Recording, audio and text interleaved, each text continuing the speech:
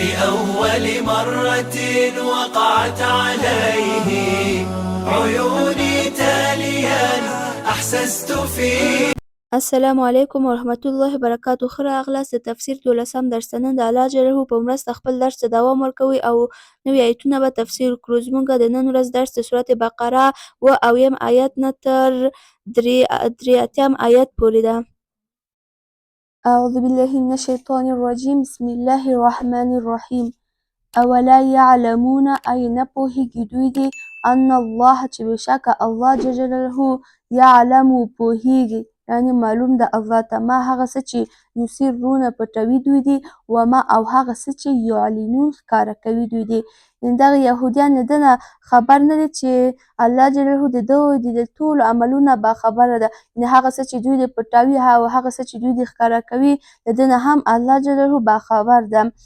مراد د ما یسرونه څخه یعنې هغه آیتونه کې چې دوی د تحریفات راوستل او هغه آیتونه د تورات آیتونه چې دوی د هغه یې پټول به.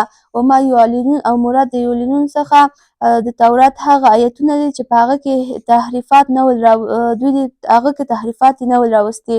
نو دا آیتونه به چې مسلمانانو ته تلاوت کوو نو ده نه هم الله جل باخبره ده. یعنې هغه څه چې دوی د پټوي او هغه څه چې دوی د ښکاره کوي او یعنې دوی د له بدو او ښو عملونه الله جل باخبر ده. ومنهم او بعضې له دوی څخه امیون بې تعلیمه دي لا یعلمون چې نه پوهېږي دوی د کتابه په آسماني کتاب باندې الا مګر امانیه په باطلو ارزوګانو باندې و ان هم او نه دي دوی دي الا مګر یظنون ګمان کوي. یهودیان په دوه قسمه ول، یو قسم چې علما ول او دویم قسم چې بې تعلیمه ول. د یهودیانو علما دوی د اسلام دین نه ښه خبر ول خو دوی بیا هم اسلام دین نه قبلوه. او دویم قسم علما چې دوی د بې تعلیمه ول، یعنې هغه د یهودیانو علما چې دوی ته هر څه ویلي دوی به د هغه نه مطابقت کوو، هغه نه به یې پیروي کوو. الا اماني و ان هم الا یظنون، یعنې دغه د یهودیانو علما به دغه بې تعلیمو یهودیانو ته ویلې چې بغیر له یهودیانو نه بل هېڅوک جنت ته نشي ننوتلی، یعنې فقط یهودیان جنت ته ننوځي. نو الله جل وفرمایل چې دوی دغه خبره چې کوي دا د دوی د یو ګمان ده، یو فکر ده، یو باطله ارزو ده. نو د هېڅ وخت یعنې د یهودیان جنت ته نشي ننوتلی. فویلون نو تباهي ده للذین هغه کسانو ته چې یکتبون لیکي دوی د کتاب بایدیهم په لاسونو د دوی دي ثم بیا یقولون وایي دوی دي هذا دغه من عند الله د طرفه د الله ده لیشترو تر څو چې واخلي دوی دي به په هغه باندې لیشترو تر څو چې خرج کړي دوی دي به هغه سامانن په قیمت قلیلا لږ. فویلون پس تباهي ده لهم د دوی لپاره مما هغه څه چې قده بدل کړی ده ایدیهم لاسونه د دوی دي وویلون او تباهي ده لهم د دوی لپاره مما هغه څه چې یکسبون کسب کوي دوی دي. او دغه یهودیان چې ول دوی دغه د تورات آیتونه کې به تحریفات راوستل او نیم آیتونه به بیخي پټول او بیا هغه آیتونو کې چې دوی د تحریفات راوستي ول نو خلکو ته به ویلې چې دغه آیتونه د الله جل جلاله له طرفه رانازل شوي دي، یعنې دا د الله جل جلاله کلام ده تر څو چې دوی د دغه تحریفاتو په بدله دوی دې لږ پیسې واخلي. دغه بني اسرائیل قوم به هغه کسان چې د بني اسرائیل قوم غټان ول هغو به دغه یهودیانو ته بیا پیسې ورکول دوی د دغه د تحریفاتو په مقابل کې. نو الله جل وفرمایل یعنې دوی دغه یعنې دا څه چې دوی کسب کوي او هغه څه چې دوی د لاسونه لیکي یعنې هغه کې چې تحریفات راولي نو بس د دوی لپاره تباهي ده. لکه څنګه چې دوی د محمد صلی الله علیه وسلم په اوصافو کې تحریفات راوستل. الله جل جلاله په تورات کې فرمایلي ول چې د محمد صلی الله علیه وسلم قد برابر ده خو یهودیان په دغه تحریف راوست او ویل چې قد یې د محمد صلی الله علیه وسلم قد زیات اوږد ده. او بیا الله جل فرمایلي ول چې د محمد صلی الله علیه وسلم د سترګو رنګ او د ویښتو رنګ تور ده. نو یهودیان وویل چې محمد صلی الله علیه وسلم د سترګو رنګ شین ده. او الله جل جلاله په تورات کې فرمایلي ول د محمد صلی الله علیه وسلم د پوستکي رنګ د غنمو په شان رنګ ده. نو دغه یهودیانو په ده کې تحریفات راوستو وویل چې د محمد صلی الله علیه وسلم رنګ یعنې داسې تک تور ده. لکه څنګه چې محمد صلی الله علیه وسلم په اوصافو کې دوی د تحریفات راوستو، همداسې الله جل په نورو کلامو کې نور آیتونو کې تحریفات راوستل.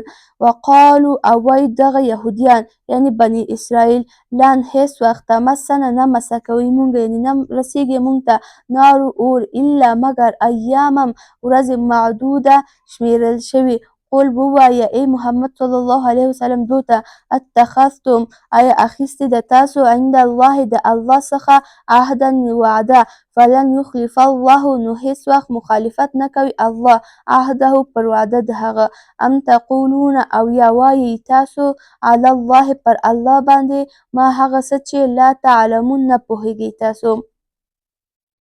او دغه د یهودیانو علما دغه بې تعلیمو یهودیانو ته دا هم ویلې یعنې تاسو ته هېڅ وخت عذاب نه در رسېږي، یعنې تاسو هېڅ وخت جهنم ته نه ځئ، یعنې که چیرې تاسو ته عذاب هم درشي یا جهنم ته هم لاړ شئ نو تاسو به هلته 40 ورځې یا یوه هفته یا هم 40 کاله باستئ.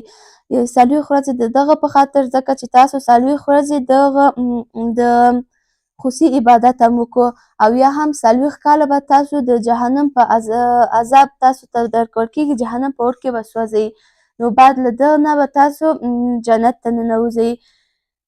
قل اتخذتم عند الله عهدا فلن يخلف الله عهده نو الله جل فرمایل دوی دې چې دغه خبره کوي دوی دې دغه خبره خپل له عقل نه او د خپل زړه نه دغه خبره کوي په دې حال کې چې الله جل داسې هېڅ نه ده فرمایلي چې دوی دې ته که عذاب هم ورکړل شي یا 40 ورځې یا 40 کاله به عذاب ورکړل شي.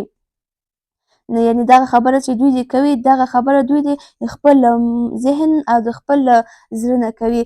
یعنې دغه یهودیان هېڅ وخت جنت ته نشي ننوتلی د دې حال کې چې دوی د یعنې څومره انبیا یې الله جل ووژنل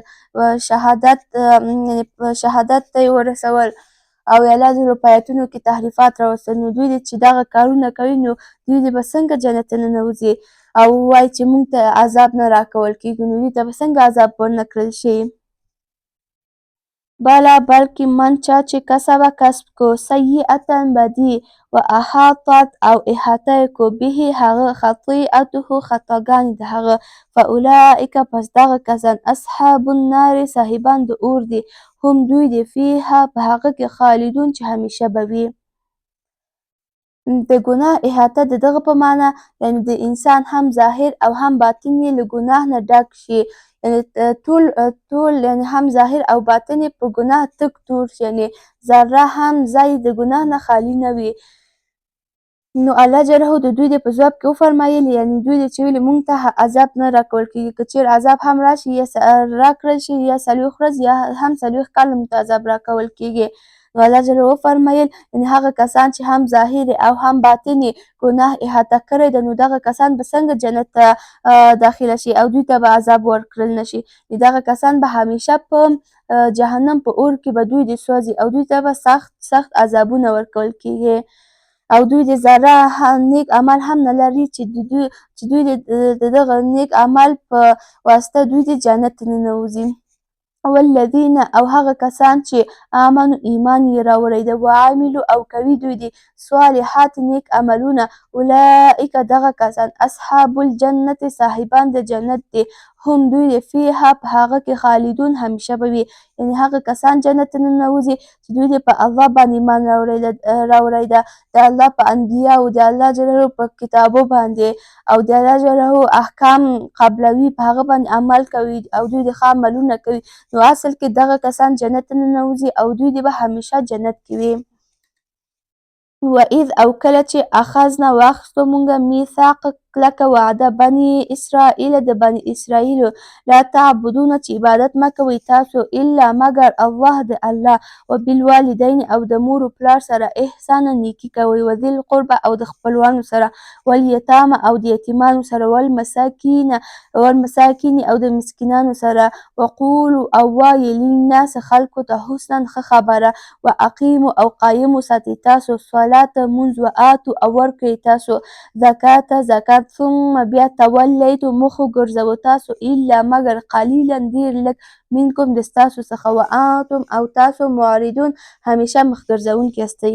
دغه وعدې چې په دغه آیت کې ذکر شوي دي دغه ټولې وعدې بني اسرائیل قوم د الله جل جلاله څخه اخیستي ول. اوله وعده یې دا وله چې بغیر د الله جل جلاله څخه مونږ د بل هېڅ چي سي عبادت نه کوو. وبالوالدین احسانا. او دویمه وعده یې دا وه چې له مور و پلار سره احسان کوو. احسان چې ده په دوه قسمه ده. یو قسم احسان چې په بدل کې وي، یعنې څوک چې تا سره احسان وکړي یعنې ښه کار در سره وکړي نو ته بېرته هغه په مقابل کې ته هغه سره بېرته احسان کوې. او دویم قسم احسان چې په بدل کې نه وي، یعنې څوک چې تا سره بدي کوي ته بېرته هغه سره احسان کوي یعنې نیکي کوي. دې ته یعنې هغه احسان ویل کېږي چې په بدل کې نه وي. او دغه دواړو احسان څخه دغه احسان ښه ده چې په بدل کې نه وي، یعنې څوک چې تا سره بدي کوي ته هغه سره بېرته ښه والی کوي. دغه احسان بهترین احسان ده. او له خپلوانو سره احسان کول، د یتیمانو سره او خلکو ته ښه خبره ویلل. واقیموا الصلاة. او بله وعده د دوی دا وله چې مونږ همیشه مونځونه باندې قایم درېږو، یعنې همیشه مونځونه کوو، مونځ هېڅ وخت نه قضا کوو. واتو الزکاة. او زکات ورکوو. ثم تولیتم الا قلیلا منکم وانتم معرضون. دغه وعده چې دوی د بني اسرائیلو قوم له الله جل څخه اخیستي ول نو دوی دې یعنې زیات کم د دوی په دغه وعده باندې قایم پاتې شول او نور ټول بني اسرائیل د دغه وعدې نه مخې وګرځوه، یعنې د دغه وعدې د خلاف کار یې وکړو. وانتم معرضون. او دلته الله جل جلاله د بني اسرائیل قوم لپاره هم جاري خطاب کړی دی، یعنې تاسو همیشه همداسې یعنې مخ ګرځوونکي ولئ، یعنې فقط تاسو اوس دغه وعدې نه مخ ونه ګرځوو بلکې تاسو همیشه همداسې له وعدو نه او د خپلو خبرو نه مخ ګرځوو.